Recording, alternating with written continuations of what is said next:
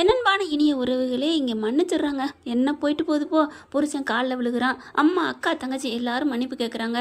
மன்னிச்சிருமா விட்டுருமா அப்படின்னு ஐஸ்வர்யாட்ட கேட்குறாங்க.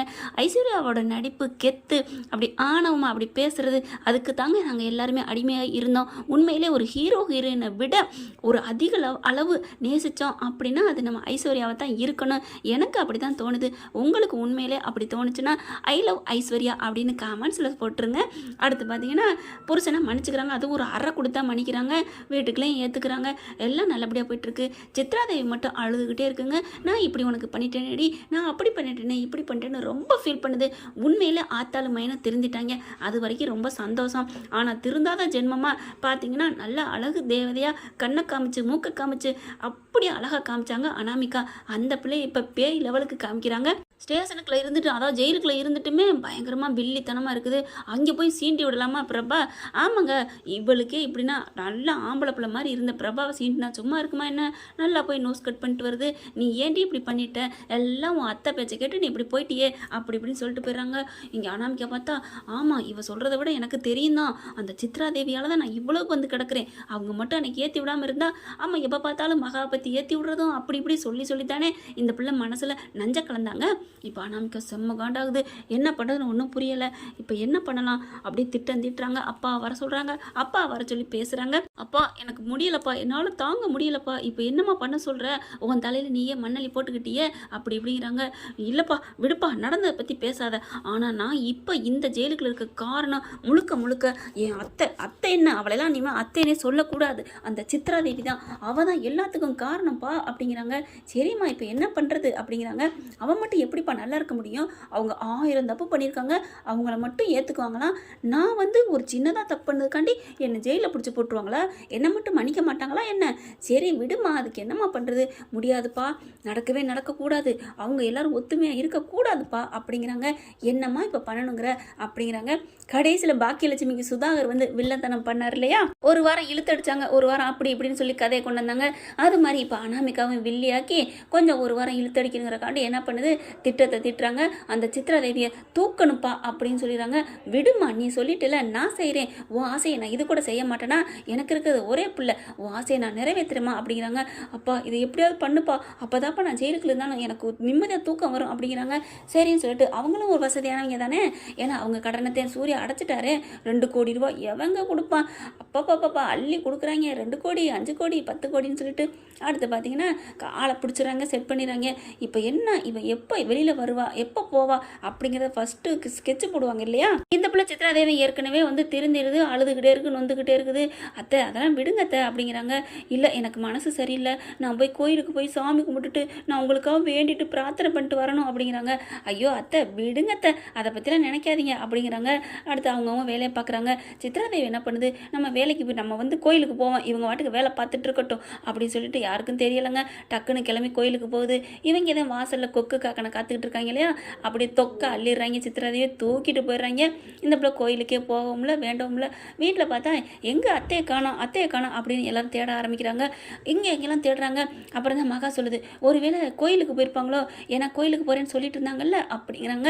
உடனே ஆமாம் கோயிலுக்கு தான் போயிருக்கணும், வாங்க எல்லாரும் போவோம் அப்படின்னு சொல்லிட்டு எல்லாரும் அலறி அடிச்சுட்டு கோயிலுக்கு கிளம்புறாங்க. பாவங்க அந்த விஜயும் பிரபாவும் அவங்களுக்காக இன்னைக்கு ஃபர்ஸ்ட் நைட்லாம் ஏற்பாடு பண்ணியிருந்தாங்க. அப்படியே பார்த்தா ரொம்ப சந்தோஷத்தில் அவர் கற்பனையில் கனவு கண்டுக்கிட்டு இருக்காரு. எப்படியாவது நம்ம இன்னைக்கு நம்ம பிரபாவோட சந்தோஷமாக இருக்குன்னு சொல்லிட்டு அவங்க பால் கொண்டாடுற மாதிரியும் இவங்க அப்படியே அலங்கரித்து உட்காந்துருக்க மாதிரியும் அப்படியே பிரபாவை கட்டி அணைச்சி முத்தம் கொடுக்குற மாதிரியும் அவ்வளோ அழகாக கனவு கண்டுகிட்டு இருக்காரு. அந்த கனவுல தாங்க மண்ணு விழுகிற மாதிரி ஐயோ காணோம்னு கத்துறாங்க இல்லையா? அப்புறம் என்ன பண்ணுவாங்க, அவங்களும் சித்தின்னு தேடிக்கிட்டு அங்கெங்கேயும் அலைய ஆரம்பிக்கிறாங்க. கோயிலுக்கும் போகிறாங்க, அங்கேயும் காணோம். அப்போ எங்கே போயிருப்பா ஒன்றுமே புரியலையே ஐயோ அப்படின்னு சொல்லிட்டு இருக்கீங்களே. கரெக்டாக மகாவுக்கும் ஐஸ்வர்யாவுக்கும் உதயமாகுதுங்க. மகா அப்படிங்கல, இவங்களும் அக்கா அப்படிங்கல, நீ என்ன சொல்ல வந்த, நீ என்னக்கா சொல்ல வந்த அப்படிங்கல. இல்லை நீ சொல்லு, இல்லைக்கா நீ சொல்லு, ஐயோ சொல்லுங்கடி என்ன அப்படிங்கல. இதை கண்டிப்பாக அனாமிகா தான் பண்ணியிருக்கணும் அப்படின்னு 2 பேரும் ஒன்றா சொல்கிறாங்க. கண்டிப்பாக அவள் தான் பண்ணியிருக்கணும் அப்படிங்கல. அப்படின்னா வாங்க நம்ம ஜெயிலுக்கு போய் அவளை சும்மா விடக்கூடாது அப்படிங்கிறாங்க. என்ன நினச்சிட்றீங்க, அடி நில்லுங்கடி அப்படிங்கிறாங்க கோட்டீஸ்வரி. என்னம்மா என்ன? உடனே ஆமாம் நான் தான் பண்ணினேன், இந்தாங்க கைது பண்ணுங்க அப்படின்னு சொல்ல போகிறாளா? கைது பண்ணுன்னு சொன்னாலும் அவள் உள்ளுக்க தான் கிடக்குறா முன்னாடியே. அடுத்து பார்த்தீங்கன்னா ஆமான்னு ஒத்துக்க போகிறதில்ல. அங்கே போய் என்னடி பண்ண போகிற? அப்போ என்ன பண்ணுறது? நான் சொல்கிறேன் ஐடியா. அவள் தான் கடத்திருப்பான்னு ஐடியா நீங்கள் கொடுத்தீங்க, ஓகே. ஆனால் மாஸ்டர் பிளான் நான் சொல்கிறேன். என்ன பிளானாக இருக்கும்? அவள் யாரை வச்சு பண்ணியிருப்பா? அவளை பண்ணுறதுக்கு உதவி பண்ணுறதுக்கு ஆள் இருந்தாங்க அப்படின்னு கௌதமை பார்க்க, அத்தை ஐயோ அத்தை, நான் இருந்தேன், இப்போல்லாம் அப்படி சொல்லாதீங்க. சரி விடுங்க மாப்பிள்ள, நீங்கள் இருந்தீங்க தானே, அதைத்தான் சொன்னேன். அதுக்கப்புறம் நம்ம சம்மந்தி, இப்போ சம்மந்தியவே காணோம். அப்படிங்கிற பார்க்குறாங்களா?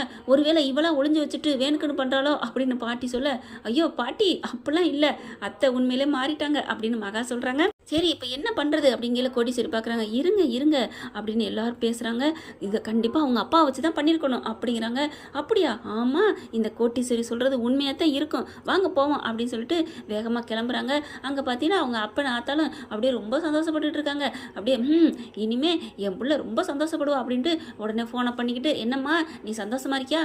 ஆமாப்பா நான் சந்தோஷமா இருக்கேன். அவளை கட்டி போட்டு எதுவுமே கொடுக்காதீங்க, ஒரு 2 நாள் பட்னி போடுங்கப்பா, அவளுக்கு தண்ணி கூட கொடுக்காதீங்க, என்னென்ன பண்ணா தெரியுமா அப்படின்னு ஸ்பீக்கரில் பேசிகிட்டு இருக்கல. கண்டிப்பாம்மா உன் ஆசையை நிறைவேற்றுறேன், அவளை ஒரு ரூமில் தான் வச்சுருக்கேன், உட்கார வச்சு நல்லா அவளுக்கு வச்சு காமிக்கிறேன் அப்படின்னு சொல்லிட்டு இப்போ என்ன பண்ணுறீங்க? அவளுக்கு தண்ணி கேட்டானா தண்ணியை கொடுக்காதீங்க, மண்ணெண்ணெய் கொடுங்க அப்படிங்கிறாங்க. சொல்லிட்டு கட் பண்ணிடலாம், கொடுப்ப அப்படின்னு சொல்லிட்டு வருது ஒரு கும்பல். நம்ம கும்பல் தாங்க. அப்படியே அதிர்ச்சியாக போய் பார்க்குறாங்க. அப்படின்னுட்டு செம்ம காண்டாராரு கௌதம். என்னதான் இருந்தாலும் அம்மா இல்லையா, அம்மாவை காணன்னு துடிப்பார் இல்லையா, ஓடி வந்து அடி குட்டுன்னு குடுக்குறாரு. என்ன நினச்சிட்டு இருக்கியா அப்படின்னு சும்மா செல்ஃபுன்னு, எதுக்குடா இங்கே வந்து, ஏடா இங்கே வந்து, எல்லாத்தையும் ஸ்பீக்கரில் கேட்டுட்டான். வாய்மொழி சொல்லையும் கேட்டுட்டான். அப்புறம் என்னடா அப்படின்ட்டு இங்கே அனாமிகா ரூம் எது அப்படின்னு விஜயை பார்த்து கேட்க, வாங்க நான் கூப்பிட்டு போகிறேன்னு வேகமாக ஓடுறாங்க. அங்கே பார்த்தா அழகாக கட்டி போட்டு வச்சுருக்காங்க. கட்டி போட்டிருக்கிறதுல என்ன அழகு, கட்டி போட்டிருக்காங்க. பார்க்குறாங்களா? அப்படிங்குது. வாயை கட்டி வச்சுருக்கிறதுனால அப்படியே பார்த்தா வேகமாக ஓடி போய் அவுத்துடுறாங்க. கௌதம் அடிச்சு விட்டான்டா என்னைய அப்படிங்கிறாங்க. அடிச்சானா? அவனுக்கு இருக்குது அப்படின்னு சொல்லி அவுத்துடுறாங்க. அவுத்துட்டு வெளியில் வான்னு கூட்டிகிட்டு வராங்க. ஏன் சித்ரா தேவி எதுக்கு நீ இப்படிங்கிட்டு வந்த அப்படின்னு அவங்க மாமியார் கேட்க, மாமியார்லேருந்து மாமனார்லேருந்து எல்லாரும் தாங்க வந்துடுறாங்க. அவ்வளோ பாசம் வச்சுருக்காங்க சித்ரா தேவி மேலே. பார்க்குறாங்க, இல்லத்த நான் வேண்டிக்கிறக்காக தான் கோயிலுக்கு வந்தேன், இவங்க வந்து என்ன அப்படியே அடித்து இழுத்து காருக்குள்ளே போட்டாங்க அப்படின்னு அழுகுது. சரி விடுங்க அப்படின்னு சொல்லிட்டு அவங்க அப்பா அத்தாவை என்ன பண்ணுறாங்க, என்ன ஜென்மம், உங்கள் பொண்ணு பெத்த பிள்ளைங்க தப்பு பண்ணால் தண்டிக்கணும் இல்லையா, கண்டிக்கணும், அதை விட்டுட்டு சேர்ந்து இப்படி பண்ணிருக்கீங்க அப்படிங்கல. இப்படியே தலையை தொங்க போடுறாங்க. என்னை மன்னிச்சிருங்க, அவள் ஏதோ பண்ணாண்டு நாங்களும் பண்ணிட்டோம், எங்களை விட்டுருங்க, நாங்களாம் ஜெயிலுக்கு போனால் தாங்க மாட்டோம் அப்படிங்கிறாங்க. அதெல்லாம் முடியாது, ஏம்மா அப்படி பண்ணிட்டீங்கல்ல அப்படின்னு கௌதம் ரொம்ப கொதிக்கிறாரு. உடனே மகா பார்க்குது. சரி விடு கௌதம், இப்போ பாவம் அவள் பண்ணுறதுக்கு இவங்க என்ன பண்ணுவாங்க, இவங்க வெறும் அம்பு தான் அப்படிங்கிற. மகா நீ நல்லா இருக்கணும்னு காலில் விழுகிறாங்க. எந்தனிங்க அப்படிங்கிறாங்க. இல்லைம்மா நீ அன்னைக்கு எங்களுக்கு கடவுளாக தெரிஞ்சம்மா, எங்களுக்கு பணத்தை கொடுத்து உதவி பண்ண, இப்போவும் நீ கடவுளாக தெரியல, நாங்கள் பண்ணதாம்மா தப்பு, நாங்கள் தான் அந்த பிள்ளைக்கு கொம்பு செய்வி வளர்த்துட்டோம், அவகிட்ட நாங்கள் கண்டிச்சு சொல்லியிருக்கணும், நீ பண்ணது தப்புடி, அதுக்கேண்டி அடுத்தவங்களை கடத்தணும் அப்படின்னு நாங்கள் சொல்லியிருக்கணுமா, பண்ணது தப்புமா அப்படிங்கிறாங்க. போதுமா, ஒரு மனுஷங்களை தண்டிக்கிறத விட அவங்கள மன்னிக்கிறது நல்லது. சரி திருந்தாதவங்களுக்கு என்ன பண்ணுறது அப்படின்னு கோட்டீஸ்வரி சொல்ல, உடனே ஐஸ்வர்யா வந்துட்டு, அம்மா விடுமா, நானே ஸ்ட்ரிக்டாக இருக்கிறவத போயிட்டு போகுது போ அப்படிங்கிறாங்க. ரொம்ப நன்றி சொல்கிறாங்க 2 பேரும் எல்லாத்துக்கும். அதுக்கப்புறம் அங்கேருந்து கிளம்புறாங்க சித்ராதையை கூட்டிகிட்டு. சித்ராதை என்ன பண்ணுது, எல்லாருக்கும் ரொம்ப நன்றி, உங்களுக்குலாம் நான் எவ்வளோ பாடுபடுத்தி எடுத்து வச்சேன், ஆனால் என்ன காணான்னு தவிச்சு போய் வந்திருக்கீங்களே அத்தை, நீங்கள் கூட இந்த தள்ளாடுற வயசில் இப்படி வந்திருக்கீங்களே அப்படிங்கல. ஏய் நிறுத்தடி, யாரடி தள்ளாத வயசு, அந்த ரவுடியை 2 அடி கொடுக்கட்டுமா, யாரை பார்த்து அப்படிங்கல. சரி விடுங்க, வயசானவங்க மட்டும் உண்மையை ஒத்துக்க மாட்டீங்களே அப்படிங்கிறாங்க. ஆமாம் நான் ஏன் ஒத்துக்கணும், நான் வயசெல்லாம் ஆகலை அப்படிங்கிறாங்க. சரிங்கம்மா உங்களுக்கு எத்தனை வயசு அப்படின்னு சூர்யாவோ அவங்க தாத்தாவும் கேட்குறாங்க. எனக்கு வயசு 17 முடிஞ்சு இப்போ தான் 16 அப்படிங்கிறாங்க. அது என்ன 17 முடிஞ்சு 16, என்னைக்கு 16ங்கிறத சொல்கிறேன், அதுக்கு 15 முடிஞ்சு 16ன்னு சொல்ல வேண்டியதானே. அது 16னா அடுத்து 15க்கு அப்புறம் கூட்டிக்கிட்டே இல்லை போகுது, நான் எப்போ குறைச்சிக்கிட்டு சொல்லணும் அப்படிங்கிறாங்க. எல்லாருமே ரொம்ப சந்தோஷமா இருங்க.